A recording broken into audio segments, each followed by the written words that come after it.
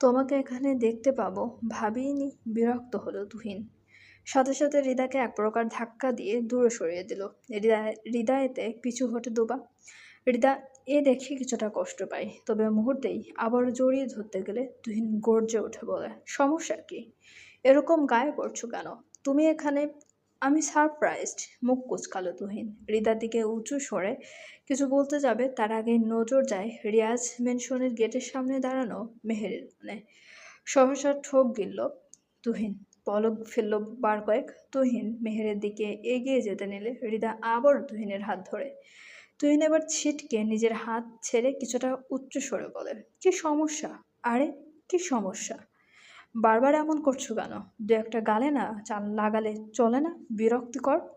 বলে মেহেরের দিকে এগিয়ে বোঝানোর সঙ্গে কিছু বলতে যাবে, তার আগে মেহের নিশ্চুপভাবে বাড়ির ভেতর চলে যেতে থাকে।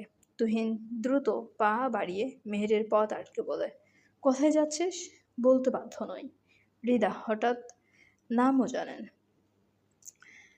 তুহিন দীর্ঘশ্বাস ফেলে নিজেকে শান্ত করার প্রয়াস চালায়। কিয়ৎক্ষণ চুপ থেকে শান্ত স্বরে বলে, চল, আমি সবটা বুঝিয়ে বলছি। প্রয়োজন নেই। মেহের বলে ওঠে। মেহেরের একই শর্ট, না আছে জেদ, না আছে রাগ, না আছে তেরামি। তুহিন হতাশ হয় ভীষণ। মেহের এসবের পাত্তা না দিয়ে চলে যেতে নিলে তুহিন আবারও পথ আটকে দাঁড়িয়ে বলে, সবটা শুনে যাবি, না হয় যেতে দিব না। মেহের লম্বা একটা নিঃশ্বাস ফেলে তুহিনের দিকে যায়। সরাসরি দাঁড়ায় তুহিনের সম্মুখে। চোখের পলক না ফেলে চেয়ে থাকে সেভাবেই। তুহিন একইভাবে চেয়ে কিছু বলতে যাবে, তার আগে হৃদা তুহিনের কাছাকাছি আসে। পরক্ষণে হাত বাড়িয়ে তুহিনকে ধরতে যাবে, তার আগেই মেহের হৃদার হাত শক্ত করে চেপে ধরে। তুহিনের বাহুতে সাথে সাথে কিল মেরে বলে, এই হৃদা ফিদা উদ্ধার হলো কিভাবে? আবার জড়িয়েও ধরা। তাহলে আমাকে আমাকে বিয়ে কেন করলেন ভাই? চলেই তো যাচ্ছিলাম। আমি এসেছি নাকি আপনি এসেছেন? কোনটা? হৃদা এ দেখে মেহেরের দিকে আঙ্গুল তুলে বলে, এই মেয়ে, তুমি কে? মারছো কেন? চোখ মুখে ডন্ট কেয়ার ভাব ফুটে ওঠে মেহেরের। সাথে সাথে হৃদার আঙ্গুল ধরে হিস হিসানো সরে বলে, আমার হাজবেন্ডকে আমি মারি, বকি, কাটি, যাই করি না কেন সেটা আমার ব্যাপার।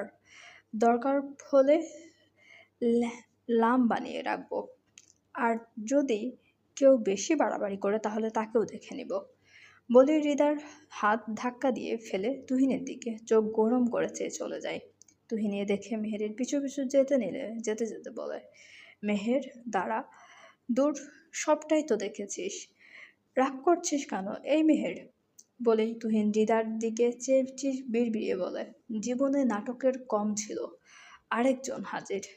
নিজের বাসার দিকে পা বাড়াতে গেলে হৃদা ডেকে উঠে বলে, তুহিন। তুহিন চায় হৃদার দিকে। সাথে সাথে হৃদার দিকে আঙ্গুল তুলে শীষ হিসানো স্বরে বলে, বাই চান্স যদি উল্টা পাল্টা কিছু করে মেহের, তাহলে তোকে আমি দেখে নেব। নেকামি করলে অন্য কারোর সাথে গিয়ে কর। Not interested. তন্ময়, পছন্দ হয়েছে? মেহরিনের পায়ে নুপুর পরাতে পরাতে এহেন বাক্য ছুড়ল তন্ময়। মেহেরিন সামান্য মাথা নাড়াইয়ে বলে, তন্ময় এ দেখে সামান্য হেসে বিড়বিড়িয়ে বলে, আসলে কেউ নেই তো আমার, তাই দিলাম। পছন্দ হয়েছে? মেহরিন বলে, হুম। তন্ময় মেহরিনের সামনে বসে মাথা নিচু করে রাখে। হাত কাঁপছে কিছুটা, যেন ভেঙে গেছে ভীষণ। তন্ময় এ দেখে নিজের কিছু প্রেসক্রিপশন এগিয়ে দিয়ে বলে, তন্ময় বলে, আমি ছোটবেলা থেকেই ট্রমাটাইজড। সাথে এসব করার জন্য তোমার সাথে এসব করার জন্য আমি দুঃখিত। ভেবেছিলাম এসব কিছু নিজের ওয়াইফকে বললাম, তাই বলে দিলাম। হারাতে হারাতে এমন পর্যায়ে পৌঁছে গেছিলাম যে নিজের উপর নিজের কন্ট্রোলই হারিয়ে ফেলেছি। তাই কখনো ওকে হারাতে চাইতাম না। ভাবতাম একটাই তো জিনিস যেটা খুব করে চাই, হারানোর জিনিসটার জন্যই ভয় লাগে। Sorry, extremely sorry Mehreen. Sorry, sorry Mehreen. Sorry, please মাফ করে দাও মেহরিন। আমার রোগের বোঝা আমি তোমার ঘাড়ে, তুমি চাইলে অন্য কাউকে বিয়ে। তন্ময়কে আর বলতে দিল না মেহরিন। কথা টেনে বলে উঠল, বিয়ে একটা পবিত্র জিনিস, চাইলেও না চাইলেও হয়ে গেছে। আপনি যদি নিজের অতীত ভুলে সবটা শুরু করতে পারেন, আমিও পারবো। যদি আপনি চান। মাথা নাড়ল তন্ময়। সাথে সাথে নিচু করে নিল মাথা। মেহরিনকে আসি বলে পিছু না দেখে চলে গেল সেখান থেকে। মেহরিন সামান্য মুখ কেটে বিড়বিড় করে বলতে থাকলো, চাঁদের গায়ে হাজারো কলঙ্ক থাকে, তবে সেটা মিটিয়ে নেয় নিজের রোশনি দিয়ে। চাঁদ কিন্তু দিনেও থাকে, তবে সূর্যের দীপ্তি তাকে ঢেকে রাখে। তবে আকাশ তখনই চাঁদের গুরুত্ব বুঝতে পারে যখন সূর্য থাকে না তার পাশে। তেমনটাই মনে হয় আমাদের সম্পর্ক। বেচারা মাহাতিম এই নিয়ে 4বার গেল আইসক্রিম আনতে, তবে তার বউয়ের নাকি একটা আইসক্রিমও পছন্দ হচ্ছে না। কপালে ঘাম জমেছে বিন্দু বিন্দু, পা ভেঙে যাওয়ার জোগাড়। তাসনিয়া সবকিছু পর্যবেক্ষণ করে মিটিমিটি হাসছে। দেবরটার জন্য এবার বেশ মায়া হচ্ছে, কোনোভাবেই বউকে স্থির করতে পারছে না। এদিকে তাহিয়ারও সে কি নেকি নেকি কান্না, তার পছন্দ নাকি কেউ জানে না। অথচ মাহতিম ঠিক কত ধরনের আইসক্রিম হাজির করেছে তার ইয়ত্তা নেই। মাহতিম এবার ঘাড়ের আরামের জন্য এদিক ওদিক ফিরিয়ে বলল, ভাবি একটু বলুন না কি করব, কিচ্ছু বুঝতে পারছি না তো। দোকানের আর কোনো ধরনের আইসক্রিম পাওয়া যায় না তো। তাহিয়া এ শুনে ফুপিয়ে কেঁদে ওঠে। মাহতিমে দেখে নিজেরও অবস্থা। ছেড়ে দে মা, কেঁদে বাঁচি। তাহিয়া এ দেখে মাহতিমের বাহুতে কিল দিয়ে শুধাই, আমার একটা চয়েস আপনার মনে নেই? আমি কি আইসক্রিম খাই সেটাও জানেন না আপনি? মাহতিম বলে, ভাবিও তো বললো ভ্যানিলা, কত ধরনের ভ্যানিলা এনেছি, দেখ একটা খেয়ে দেখ না। তাহিয়া মাহতিমের কথায় আবারও কেঁদে ওঠে। মাহতিমকে দূরে ঠেলতে ঠেলতে বলে, আপনি জানেন না তার মানে? আপিকে জিজ্ঞেস করতে হলো। বলে এবার সত্যি সত্যি কেঁদে দেয় কেমন। এ দেখে রিয়াজ সহ সামিয়া দুজন দুদিক থেকে মেরে মেরে বলে, কি একটা আইসক্রিমের কথাও মনে রাখতে পারো না? কেমন স্বামী তুমি? তাহিয়ার সাথে পচা পচা বাবাও। মাহতিম এবার তাহিয়ার দিকে গরম দৃষ্টিতে তাকাতেই তাহিয়া সবাইকে দেখানোর জন্য বলে, দেখো দেখো কিভাবে তাকাচ্ছে, একটা আইসক্রিমই তো, আমি কি দুবাই থেকে বাকলাভা খেতে চাইছি নাকি কুনাফা? তবে এখন আমার এগুলো খেতে মন চাচ্ছে, কিন্তু কিচ্ছু এনে দিচ্ছে না। দেখুন। রিয়াজ তাকায় ছেলের পানে, চোখে ইশারায় বলে, এগুলো স্বাভাবিক। মাহতিম উঠে দাঁড়ায় সাথে সাথে। তাহিয়ার দিকে চেয়ে তাসনিয়াকে উদ্দেশ্য করে বলে, ভাবি যাচ্ছি, তোমার বোনকে দেখে রেখো। যাই বলেই চলে গেল সে। উপর থেকে মেহেরকে নামতে দেখে তাহিয়ার কার দিকে ইশারা করে বলে দেখে রাখতে। মেহের মাথা নাড়িয়ে বোঝায়, আচ্ছা। মেহের তাহিয়ার পাশে বসতেই তাহিয়া লাল লাল চোখ মুখ নিয়ে চায় মেহেরের দিকে। মেহের হাসে। তাহিয়া মেহেরের কাঁধে মাথা রেখে চুপটি করে বসে থাকে। সে যেন মাহতিমকে জ্বালিয়ে সে বেশ ক্লান্ত।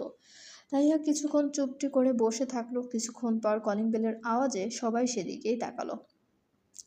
কিয়ৎক্ষণ সে পানে যে মেহেরের দিকে ধীর পায়ে উঠে দরজার কাছে যেতে যেতে বলল, আমি দেখছি। দরজা খুলল মেহের, খুলেই হতভম্ব হলো। অনেকগুলো গাছের চারা এখানে দেখে মেহেরের সামনে তাকাতেই একটা মেয়ে বলল, ম্যাম। মেহের বলে কি আছেন? তার জন্য পার্সেল এসেছেন। আমি মেহের, কিন্তু আমি তো কোনো পার্সেল অর্ডার দিইনি। মেয়েটার চোখ বুলালো তার হাতে থাকা বইটির দিকে। পরক্ষণে সেই পানে চেয়ে উত্তর দিল, তুহিন বলে কেউ পাঠিয়েছে ম্যাম, প্লিজ সাইনটা করে দিন। আমার অনেকগুলো পার্সেল পৌঁছে দেওয়া লাগবে। মেহের দ্রুত সাইন করে দিয়ে দেয়। মেহের সাইন করতেই মেয়েটি মেহেরের হাতে কাচের চুড়ি নামক একটি বক্স দিয়ে বলে, ধন্যবাদ ম্যাম। এখানে মোট 50 ধরনের গাছ আছে। অলমোস্ট এখানে আমাদের সংগ্রহকৃত সব ইনডোর প্লান্টই এখানে। বেমি পানি দেবেন, বেশি পানি দেবেন ম্যাম। মাঝে মাঝে একবার রোদে দিলেই চলবে। আসি। চলে গেল মেয়েটি। মেহের সেগুলোর দিকে এক পলক দেখে লায়লাকে ডেকে বলল, গাছগুলো ছাদে নিয়ে যাও তো লায়লা, আমি আসছি। কথা বলে নিজের